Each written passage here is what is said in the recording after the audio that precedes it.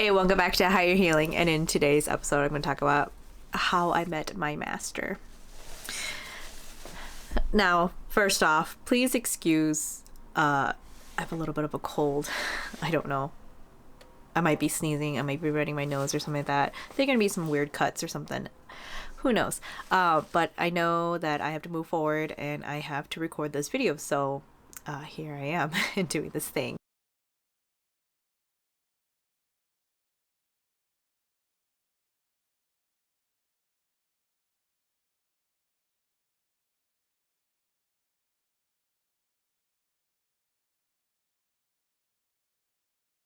All right then, so if you're new here, my name is Hai and I am a healer in the ancient Indian tradition called Sai Shakti. Sai Shakti is a spiritual practice that utilizes spiritual technology and knowledge from supernatural saints and rishis from 4,000 to 10,000 years ago. This information was brought back by my guru, Sri Kaleshwar. He's a modern day Indian saint from the 90s to the early 2000s, and he transcribed ancient palm manuscripts, offering solutions for very modern and practical concerns. So, all right, let's talk about this. A little bit of a backstory of how I arrived here. In 2021 is kind of where it all came about, but it was around Christmas time and I was wrapping up my last ayahuasca ceremony, and I was doing 1 year of training with ayahuasca. And at that last ceremony, ayahuasca tells me, it's time to be done. Like, you're done, you graduated, good job, okay, now you have to move forward. And I was very concerned because I had completely left my conventional life to come and do this. And so I thought that maybe that meant that I would, just be swept up and picked up and sent to do something else. But they told me it's time for you to go home. And despite that, they still gave me a task. They still wanted me to talk about my experiences with ayahuasca, saying that, they want the world to see that ayahuasca is not just a healing tool, it is an ascension tool. And it would make more sense if I had all of my videos out, but right now I don't. I documented them all. I have like a plethora of videos, just really, dissecting every single ceremony. But again, if you watched my first video, then you'll know protection circles is really important, and the information is just so, I guess, so activating, so high and divine that it has been a really hard delivery trying to get it out into the public. So maybe someday you guys will see it come out, I don't know, but that kind of information or those videos, they're sitting in my archives and I need to figure out how I'm going to deal with them. So, but anyways, ayahuasca really taught me that the mind is very powerful, that we are constantly quantum healing, essentially, in existing in all states of reality. And because of my time with ayahuasca, it really pushed my desire to be an ascension coach. And I really felt that quantum healing was something that I wanted to move forward with it, especially since I just learned such high depths with it in psychedelic ceremonies. Therefore, it was definitely on my mind that that's where I wanted to go moving forward. But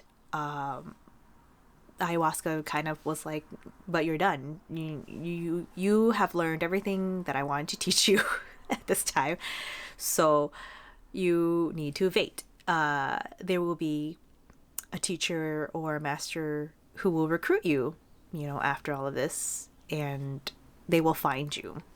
And I was under the impression that this would be like a physical mentor or something, but that's pretty much all that really happened.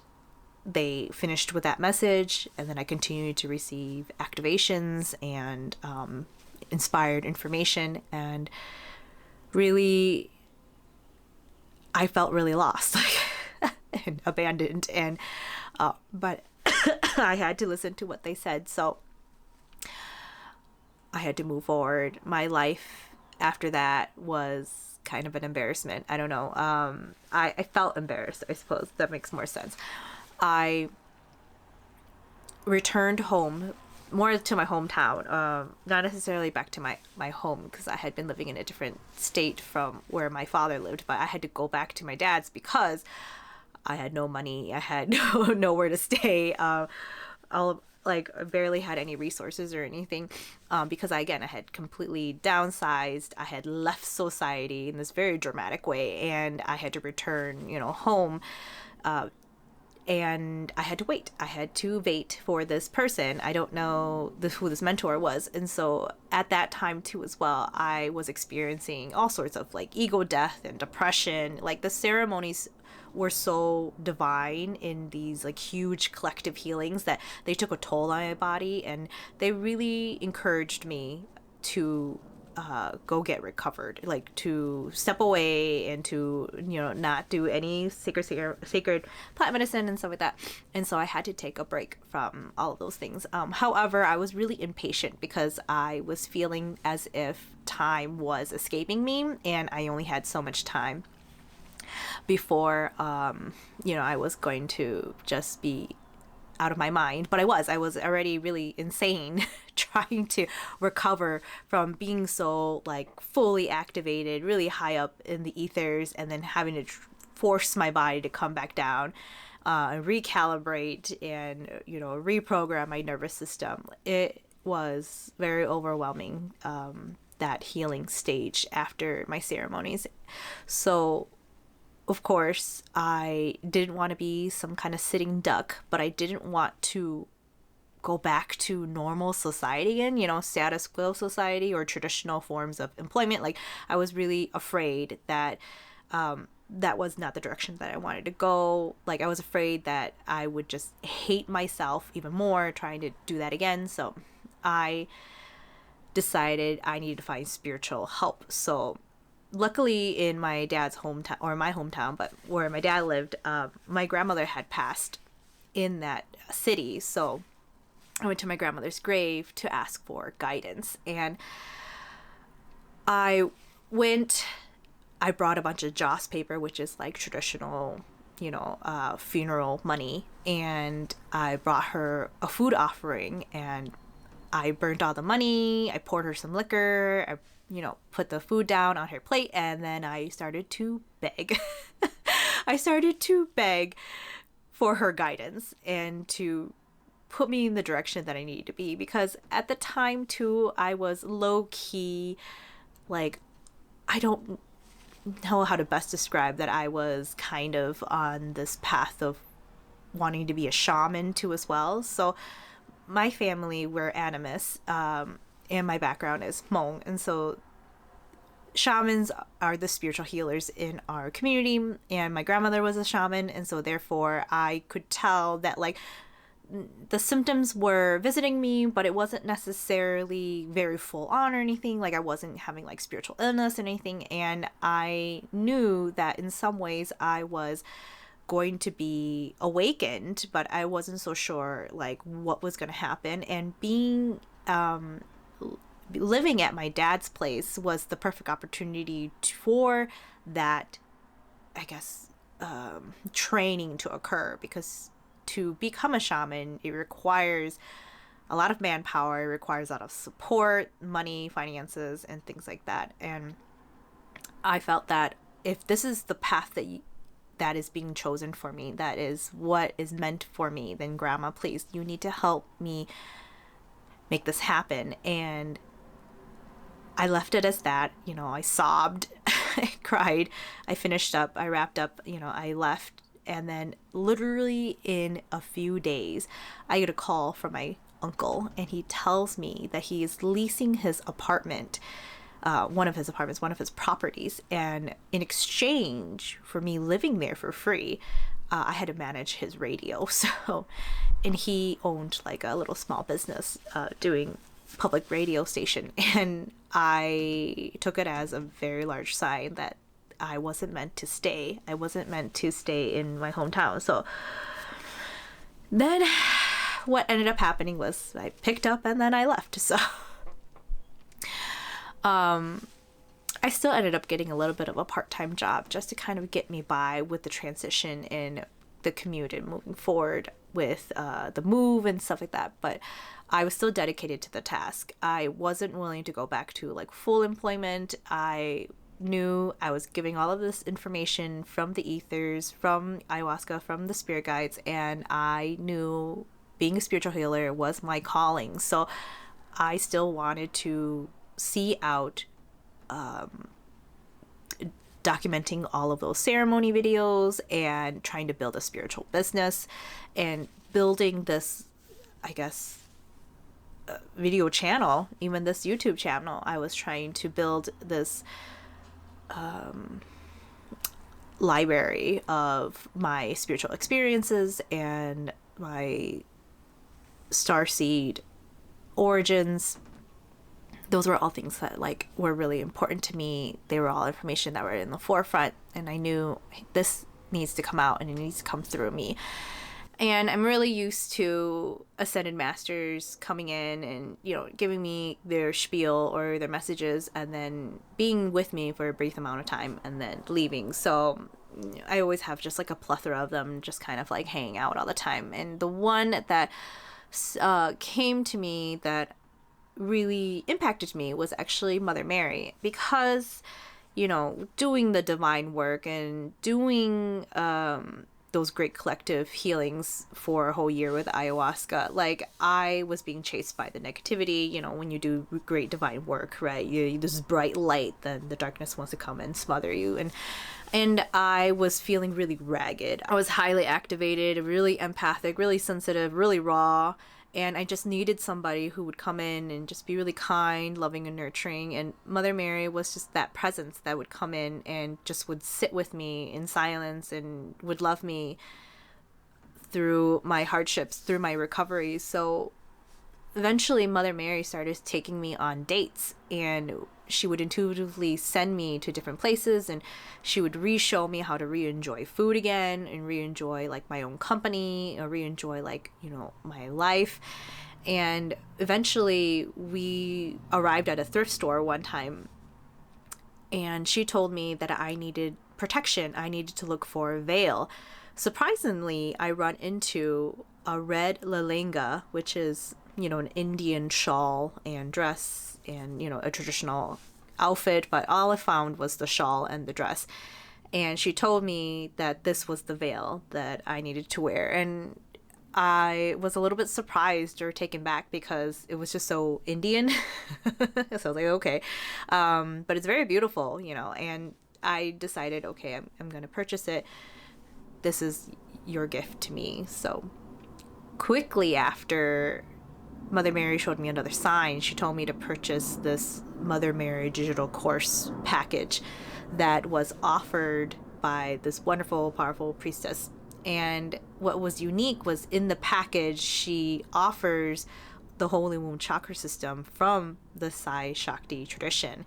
And again, I didn't know then what I do know now, but at that time I just didn't take it seriously. Like, it was a 101-day process, and it took me like more than 6 months trying to figure it out, because it's a very elaborate system. It requires you making a yantra on copper, and you draw and you get it charged, and then you have to, you know, draw a bunch of womb yantras, and then you have to burn them, and then you have to charge like a series of mantras. Super elaborate. And the amount of discipline that is required to fulfill something like that, like the level of caliber, that powerful technology and information, I was just not ready for it. And it really blew my mind. Now doing it twice, that whole system, I'm like recognizing like, oh, like this, I was shitting myself. You know, this was not something that I would have ever brought myself to do. The whole womb chakra system, it is deeply purifying. So while I was doing that process, I was fully activated in all of my blocks. Like, they were being all brought up, like all of my darkness was being brought up so that I could see it, observe it, and having to let it go through me. And literally the initial moment that I noticed that I was purifying was when I sat down for my initial, you know, mantra practice where it was the second earth mantra, and you have to sit there with a mala. You got a mala in one hand, you got, you know, your thumb in a pot of dirt, and you're saying each mantra per mala bead. And I'm completely slaughtering it because, I mean, I was given information in audio files, like how to pronounce it and how to, you know, say it. But honestly, you're mimicking it, right? You just kind of sound like a parrot trying to figure out like how to say it. And my audio wasn't that great, but two, like, I was just like, let's just get it over with, go through it, blah, blah, blah, blah, you know? And surprisingly, a vision comes over me, and I'm this yogini, like this male yogini, gray hair, like top knot, at the top of a mountain in the Himalayas, meditating. And I'm just like, oh my gosh, I'm an imposter. Who do I think I am? Like, what is going on? Like, I was I was surprised and confused and embarrassed, and at the peripheral, like in my peripheral meditation vision, there was this brown man sitting there grinning from ear to ear, like just watching me, smiling. And I felt so much embarrassment, so much anger, so much like annoyance, like, please, like, I am dishonoring your culture and your, you know, your language, and I feel ridiculous. Like, I didn't know, because the illusion was just so thick at the time, that was actually Shri Kaleshwar. I was just like, oh, maybe he's just this guy that I was in this past life or something like that. I didn't know, right? But all of that was happening was me purifying that darkness through just going through the mantra practice. It was already simultaneously purifying, you know, all of those blocks, bringing them up, and for me to like wash through them. But I didn't have to like consciously wash through them. The mantras was doing the work. So like, that's cool to know. But at the time, I didn't know. At the time, I was like, oh my God. I felt really overwhelmed and embarrassed. The things that I decided to do after the Holy Womb Chakra system completely bewildered me, because honestly, again, I'm Hmong, and that's my ethnic group. You know, we are this like small tribe, clan, culture, community from the mountains of Laos. We used to have a kingdom in China, and then diaspora. We're all over the place, whatever, right? And so animism is just the belief that all things have souls. You know, we have a very indigenous way of our spiritual practice and lifestyle. And I remember my first time kind of being exposed to Hinduism, which was like my father kind of just like showing me a drawing of like Hindus and them like just holding the leash of a cow, and he was ridiculing them. He was just like, oh, you know, even though we also see the cow as a divine character, we eat the cow and they don't. Like, that's just so silly or something like that. And again, that's just the expectation of most indigenous cultures, is that you would eat the cow, you know, and you would utilize all the resources from the cow, because that cow has a lot of abundance. You know, you can use the skin, you can use the horns, you know, you can use the milk, things like that. So that was kind of just the extent of my understanding, and already like the narrative of like being Hindu is ridiculous, you know. And again, Sai Shakti is not Hinduism. It is a spiritual practice, which is something that Hinduism is a religion and Sai Shakti is a spiritual practice. So I will clarify that in another video, but I wanted to move forward with that. That was my complete understanding at that time. And so when I decided I needed to enroll in a 1-year mastery program at UCBK, I was like, what is going on with me? Who am I? Because surprisingly, or not surprisingly, fortunately, there was an interview video that was part of like the Holy Womb, not the Holy Womb, that was part of the Mother Mary digital course that I had purchased, right? And in that interview was a lady called Alex Utterman from UCBK, which is the Universal Church of Baba's Kitchen. And while I was watching this video, I was completely magnetized to her, like glued to her eyes. I saw in her eyes somebody very familiar to me, because this entity, this divine character that I was very close to working with is Kali Ma, and I saw Kali Ma in her eyes, and I knew instantly I have to take this course or figure something else or contact her. Like, there she is, there's Mother Divine, there's ayahuasca, like in her eyes. This is it. This is the thing I need to do. And so I contact her, I get enrolled, and I'm freaking out.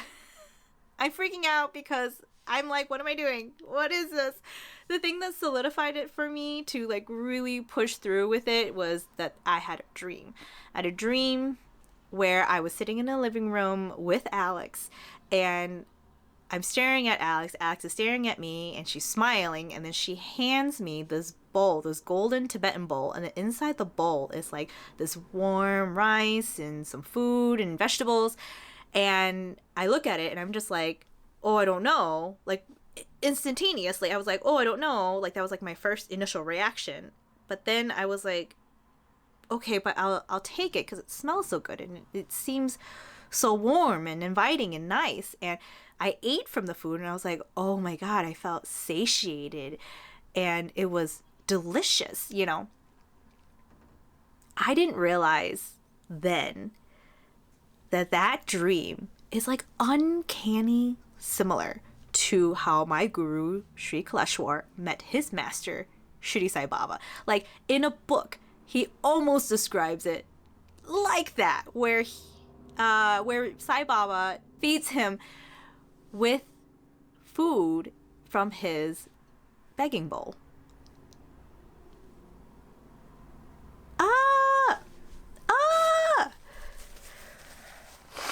Okay, so yeah, it's a sign. But is Sri Kaleshwar my master? I had a very, very doubting character. I had a lot of anxiety, and I was very worried, and I constantly was just like, who does this guy think he is? Do I want a guru? What is this? What's going on? You know? And one of the main things about any divine character on any spiritual path is that you need to test that character. You need to test to make sure that character is going to offer you what they tell you, like that they are true, that they are honest, that they are pure. And I found myself wanting to test this guru because I really just felt like, show me what you've got. You know, I wanted to go in, get what I wanted, get out. And obviously that was like my narrative, you know, like I just want the things that work for me, and then I want to leave. Like, because I still believe that I'm supposed to be this other thing, this, I don't know, this other definition of what a spiritual healer is, and I want to stick to it, and that's what I want. And so that was conflicting with whatever UCBK was offering me, right? Whatever the Sai Shakti spiritual practice was trying to offer me. I wasn't quite sure like how to move forward with this. So I was like, okay, well, if you're testing, you know, if you brought me here, then I want to test you to see if this is meant to be, because my entire nervous system was just like, nah, I don't want to do this. Like, what is this? Yeah. Because again, that purgatory, almost sort of purifying process, transformative process was happening throughout this course, and I was fighting tooth and nail trying to even stay. Like, I really felt like I needed to abandon, I needed to flee, I'm gonna die, I needed to demand a refund because I just, you know, really blasted like a bunch of money on this investment. And I couldn't keep going without knowing that this was the right path. But I also, there was that little part of me that was like, but I've come too far to give up now. What is this? So it was this just constant push and pull, trying to figure out what was going on here. It wasn't until I was led to read Padamashiva Yoga, which is an advanced teaching. You get it through the satsangs if you get interested in the spiritual talks that a UCBK offers. But anyways, Padamashiva Yoga is a transcription literally from Sri Kaleshwar, and it's essentially ascension teachings. And it talks about the stories of the things that are happening, and then he, is able to he tells stories and makes you understand like how to navigate the energies. And right away in the beginning of the book, he says that his mission in life is to create masters. This is the coming of the Jesus era, and he wants to create more masters like Jesus. And I was like, wait, hold up. Are you saying that like Jesus, like his, maybe not his origins, but his master was from India? Like, it was like, what's going on? And he goes ahead and talks about like, that being a master in this Indian tradition, right, is about being a master of the elements, being able to expertly navigate the matrix and the 3D world, and honing supernatural abilities to do so. I was like, okay, let's keep going. And he continues to talk about breaking through all paradigms of reality through darshans, through supernatural experiences, through supernatural abilities, and truly being the love for people and being the soul essence of what it means to be in this reality. And I was like, oh my God, he's a spiritual visionary. It was so weird because in that moment my heart like exploded, and I was like, oh, like deep resonance, like soulmate love, recognition, and connection. I was like, oh my God, this is my guru. This is my soulmate. This is my master. This is my teacher. This is who I have been looking for all this time, because he essentially said, I'm an ascension coach. I'm an ascension coach. Do you want to be a master in this matrix, in this reality? Of course, everything was finally coming together. I'm understanding, oh my goodness, I was coming to, 10 years of my own, spiritual journey and mastery, and everything was really being tied up to lead me to this moment. Because originally I had started, again, this YouTube channel, and those who know, like, that I'm re-debuting because I really went forward with like a new agey spiritual approach with like starseed origins and stuff like that, and I really feel like it's just not true anymore for me. It feels very limiting because there is the inflexibility of trying to recognize the true reality of things, and like integrating both the 3D and the 4D, which makes it the 5D. And the Sai Shakti tradition started to make more sense to me, that it was the encompassing of all, that it wasn't necessarily you being somewhere and then you bring that into the 3D reality. It's about you being part of the 3D reality, and that reality is of all dimensions in all places. And so that's how I understood. One, I have more to learn, but two, that like I was playing with the big leagues now. It wasn't me just hodgepodging, putting things together, because honestly, ceremonies, sacred plant ceremonies, they're beautiful, one, and they're very vivid, and it again depends on your experience though, but those ceremonies, they really changed my life, but they can be very like they can put you on a fantasy in some ways. I have to be very careful with what I'm saying though, but like when you go into ceremony, you are in that sacred plant medicine ceremony, and then you have to ride pretty much that journey. But then when you come out of it, sometimes there's the lack of integration between the two. However, I was being told that like ceremony was now no longer in ceremony. It was that now my life is now a ceremony, and then I had to move forward with that. And those ceremonies, they were trying. They were very trying times, and they taught me in this very safe and stimulated way, like, crisis will happen. How do you show up? And crisis will happen in your reality. How will you show up? And in those ceremonies, I was being shown, like, fear will happen at every turn. How do you choose to love at every moment? And time and time again, I showed up to those ceremonies choosing love no matter what. And I honestly feel like those ceremonies was my job application to work with the gurus. Like, that's how I got recruited, was because I was showing up at every turn in those ceremonies. And at the end, when I quote unquote graduated, I kept hearing the word vate, vate, vate, vate. And I was like, what is this? Like, okay, they're not quite saying it right. And I'm not clairaudient, I'm more claircognizant. So it was just like this package that just kept going on repeat. And I'm like, I don't know. It's not quite clear because the energetic signature didn't seem quite right.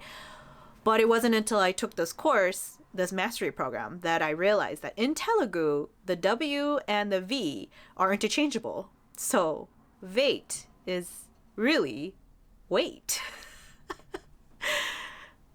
And right there, it was Sri Kaleshwar right there. Like, the master is not, like, I'm not looking for a master. The master found me already. He had already chosen me, and he wanted me to wait for things to come together. You know what? That is all for this video. I'll go into more detail with other videos explaining like spiritual technologies and my supernatural experiences and the mechanics of energy navigation. But all in all, I'm done here. I hope that it was exactly what you wanted it to be. I don't know. Like, it's going to serve some purpose for somebody. So if you like what you see, please like, share, subscribe. I really wish you all the best. I hope none of you guys are having a cold like me, but this is definitely an ascension symptom to me going through this. But peace be with you. I'll see you in the next video or in a session with me. Bye for now.